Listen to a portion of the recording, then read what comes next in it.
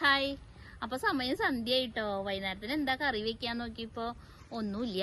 രാവിലെ വെച്ച ചേമ്പ് കറി ഉണ്ട്, പിന്നെ കാബേജ് തോരൻ കുറച്ചുണ്ട്. അപ്പൊ നമുക്കിന്ന് ഞാൻ അങ്ങനെ നോക്കിയപ്പോ ഒന്നും കാണാനില്ല അടുക്കളയില്. അപ്പൊ ഞാൻ നോക്കിയപ്പോ പറമ്പില് മത്തല ഉണ്ടല്ലോ, അതും പിന്നെ കുറച്ച് മുട്ടയുണ്ട്. അത് വെച്ചിട്ടൊരു തോരൻ ഉണ്ടാക്കാന്ന് വിചാരിച്ചു കേട്ടാ.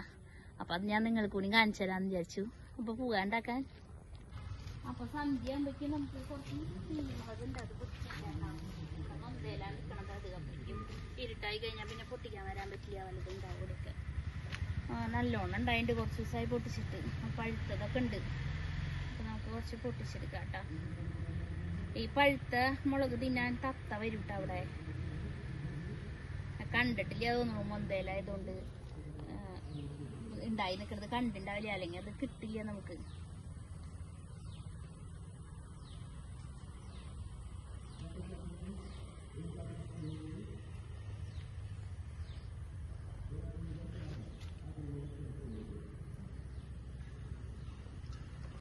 അപ്പൊ ഞാനത് അത്യാവശ്യത്തിനുള്ളത് പൊട്ടിച്ചെടുത്തുട്ടാ. ആവശ്യത്തിന് അധികം പൊട്ടിച്ച വാടുകളോ. അപ്പൊ ഞാൻ ഒരു കാര്യം കാണിച്ചു തരാട്ടാ. ഇത് കണ്ടോ, ഇവിടെ ഒരു മയില് എപ്പോഴും വരൂട്ടാ. അതിങ്ങനെ നിറച്ചും പീലി ഉണ്ടായിരുന്നു അതിന്. ഇപ്പൊ അത് പീലി കൊഴിച്ചിട്ട് ഇങ്ങനെ പീലി കൊഴിച്ചിടുന്നുണ്ട്. പറമ്പിൽ നിറച്ച് അതിന്റെ പീലി കാണാണ്ട്. പീലിയൊക്കെ കൊഴിഞ്ഞ് മുട്ടച്ചിയായിട്ടാട്ടാ അപ്പൊ നടക്കണേ. അപ്പൊ നമുക്ക് മത്തല പൊട്ടിക്കാൻ പോകാട്ടാ. ഈ പീലി നമുക്ക് കുട്ടുവിന് കൊടുക്കാം അകത്ത് കൊണ്ടായിട്ട്. മലയണ്ണ വന്നിട്ടുണ്ട്, കരയണ ശബ്ദം കേൾക്കാണ്ട്. ഓ, തലമുട്ടി. അതിന്റെ സ്വന്തമേ തലമുട്ടി. നീ കണ്ടോ നാളികേരം കൊത്തിയിട്ടേക്കണേ. തെങ്ങുഴിയില് വീഴണ്ടാട്ടാ, നോക്കി വായോ. എല്ലാരും കൂടണയാളുടെ ധൃതിയിലാണ്, കരച്ചില് കേട്ടാ കിളികളുടെ ഒക്കെ. ഇത് ഓർമ്മയില്ലേ ഈ പപ്പായ ചെടീനെ? ഇതേ അന്ന് നമ്മള് വെട്ടിയത് കൂമ്പൊക്കെ വന്ന ഇലയൊക്കെ വന്നിട്ടാ നിറച്ച്. ആ ഇരുമ്പമ്പുള്ളി ഇങ്ങോട്ട് വന്നു. പക്ഷെ ഇരിക്കട്ടെ കേട്ടാ. അപ്പൊ ഇത് നമുക്ക് മത്തല കുറച്ച് മുറിക്കാം. ഫസ്റ്റ് മത്തന് ഉണ്ടായത് ഇതേ തുമ്പി കുത്തി പോയി. പൂണ്ടായിരുന്നു, പോയി അത്.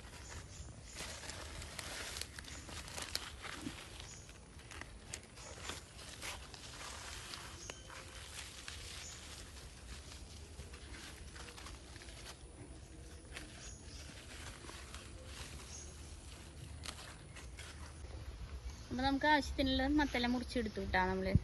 എൻ്റെ ഇടയിൽ കൈ നല്ല 2 മുറിച്ചിൽ മുറിഞ്ഞിട്ടുണ്ട്. പോവാം, നമുക്ക് ഉണ്ടാക്കാൻ പോവാം.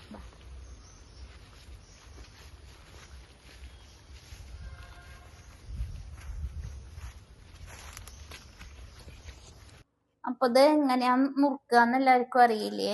ഇത് കഴുകിയെടുത്തതിന് ശേഷം ഇതിന്റെ നാരുകളൊക്കെ കളഞ്ഞ് ഇങ്ങനെ മുറിച്ചെടുക്കുക കേട്ടോ.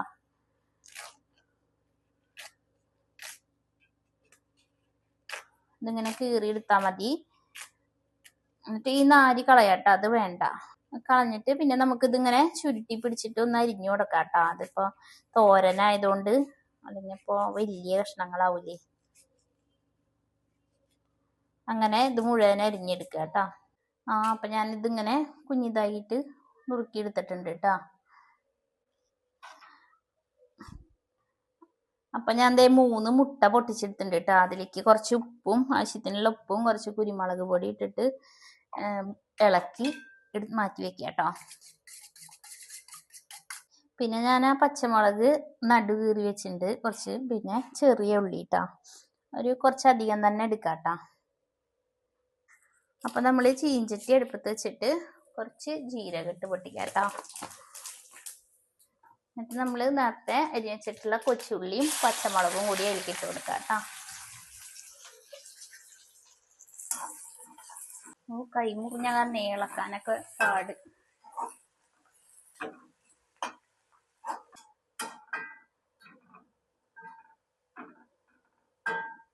അപ്പൊ നമ്മുടെ ഉള്ളി മൂത്ത് വരുന്നുണ്ട് കേട്ടോ. നല്ല ഗോൾഡൻ ബ്രൗൺ കളർ ആവുമ്പോ നമുക്ക് ഇല ഇട്ട് കൊടുക്കാം കേട്ടോ.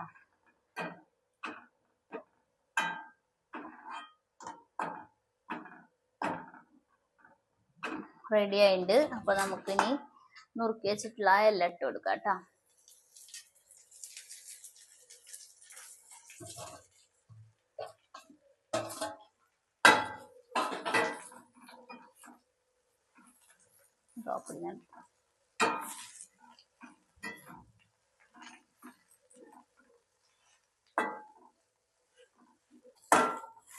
ഇതൊന്ന് ഇളക്കി കൊടുത്തിട്ട് നമുക്ക് ഉപ്പ് ചേർത്ത് കൊടുക്കാം കേട്ടോ. നമ്മൾ മുട്ടയിൽ ആവശ്യത്തിനുള്ള ഉപ്പ് ചേർത്തിട്ടുണ്ട്. ഇനി ഈ ഇലക്കുള്ളത് മതി. ഇല വാടി കഴിയുമ്പോൾ നന്നായി ചുരുങ്ങും. അപ്പൊ തുണ്ടിട്ട് കൊടുത്താൽ മതി കേട്ടോ.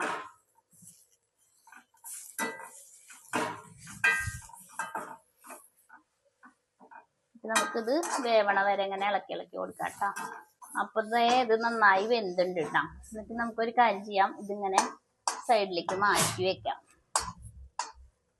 മാറ്റി വെച്ചിട്ട് ചീഞ്ചട്ടി നല്ല ഡ്രൈ ആണ്. അപ്പൊ നമുക്കൊരു തുണ്ട് വെളിച്ചെണ്ണ വെച്ച് കൊടുക്കാം കേട്ടോ.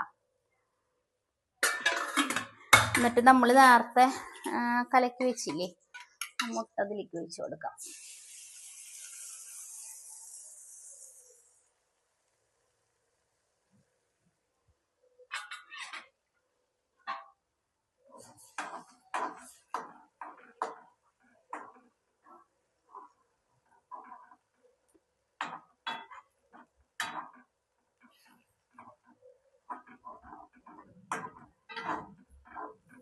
ഈ ഇലക്കറികളൊക്കെ കഴിക്കാൻ മടിയുള്ള കുട്ടികൾക്ക് ഇങ്ങനെ ഉണ്ടാക്കി കൊടുക്കാം കേട്ടോ. അപ്പൊ അവരത് കഴിച്ചോളും. നല്ല ടേസ്റ്റ് ഉണ്ടാവുമല്ലോ. അപ്പൊ ഇത് ഏകദേശം ആയിട്ടുണ്ട്. അപ്പൊ നമുക്കിനി ഇത് എല്ലാം കൂടിയിട്ട് മിക്സ് ചെയ്യാം കേട്ടോ.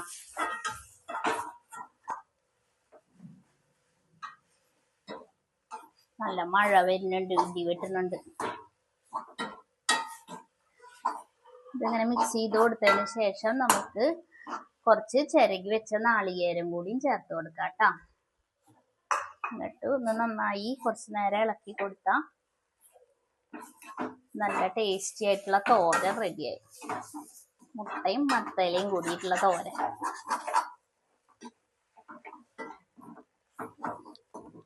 അപ്പൊ ഈ നാളികേരത്തിലത്തെ ജലാംശമൊക്കെ വലിയണ വരെ നമ്മൾ ഇതിട്ടിട്ട് ഇളക്കി കൊടുക്കണം കേട്ടോ.